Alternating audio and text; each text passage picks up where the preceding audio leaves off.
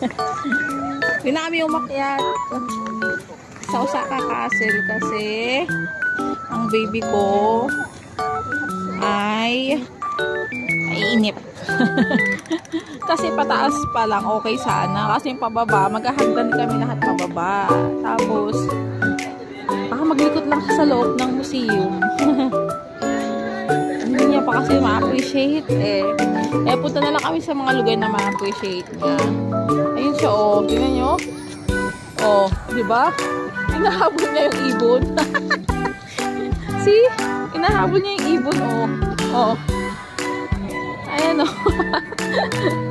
Rachel, let's go na. Oh, bird. Oh, say bye-bye na to the bird. Bye!